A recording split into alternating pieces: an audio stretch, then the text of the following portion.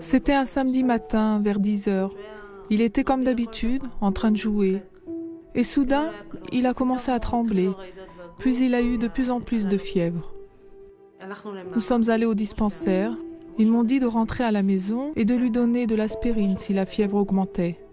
Puis de l'emmener chez son médecin le lendemain matin. Vers 14h, j'ai remarqué qu'il n'était pas bien. Il n'était pas comme d'habitude. J'ai appelé une ambulance qui est vite venue. J'étais pressée d'arriver à l'hôpital. Dès que nous y sommes arrivés, les médecins lui ont directement injecté des antibiotiques. Cela n'a eu aucun effet. Et 20 minutes plus tard, il était mort.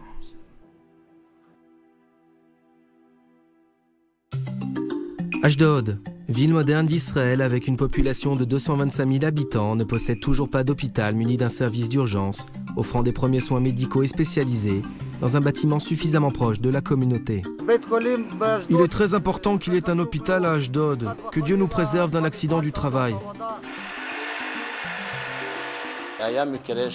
Il y a ici un ouvrier qui s'est coupé la main au travail, et jusqu'à ce qu'il arrive à l'hôpital, il était trop tard pour le sauver, il a donc perdu sa main. Les personnes nécessiteuses de soins médicaux d'urgence sont envoyées dans les hôpitaux très loin d'Ashdod. La longue distance et les embouteillages font perdre beaucoup de temps à ces patients. C'est pas normal qu'il n'y ait pas d'hôpital dans une grande ville comme celle-là en Israël. Avec les gros embouteillages, un blessé tente de mourir avant d'arriver à l'hôpital. Les hôpitaux sont pleins, il n'y a pas assez de lits. C'est difficile pour les familles qui n'ont pas de voiture. C'est dur. Aujourd'hui, nous nous trouvons face à un énorme danger qui va en grandissant, comme par exemple les fuites de gaz chimiques provenant des bateaux du port d'Ashdod et les attentats terroristes. De plus, depuis le retrait de la bande de Gaza, la frontière palestinienne est plus proche d'Israël et devient plus menaçante avec ces groupes terroristes palestiniens qui sont armés de missiles à longue portée.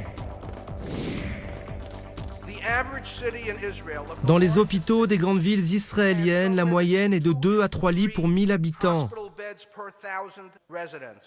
Ashdod, qui est la 5e plus grande ville du pays, n'en a aucun. L'organisation Refoua Veyeshua pense qu'il est prioritaire de sauver des vies.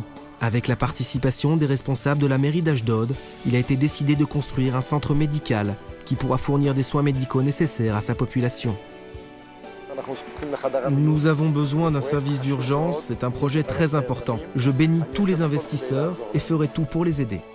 Un comité d'études est en ce moment même en train de planifier les préparatifs pour les constructions et vérifie tous les niveaux de l'édification de ce centre hospitalier. 3000 m² de terrain sont prévus à la construction du centre médical. Il devrait comprendre une clinique et un service d'urgence. Ce centre médical moderne pourra recevoir la ville d'Ashdod et ses environs. Nous avons préparé et mis en place un centre d'urgence à accès immédiat qui donnera les mêmes solutions que celles d'un hôpital public standard en Israël. Ce bâtiment sera haut de 4 étages. Le rez-de-chaussée sera destiné à l'accompagnement des patients et à divers services. Les services d'urgence préliminaires seront situés au rez-de-chaussée, mais les services médicaux spécialisés seront localisés dans les étages. Afin de recevoir les traitements les plus efficaces et les plus rapides, les services d'urgence seront répartis en 4 unités. Le service traumatique, les urgences générales, le service orthopédique d'urgence et le service pédiatrie. Les fondations de la construction du centre médical d'Ashdod ont débuté en août 2006. Les travaux avancent rapidement et dans les délais prévus. Le service des urgences ouvrira ses portes dès 2008 et la totalité de la construction sera terminée en 2009.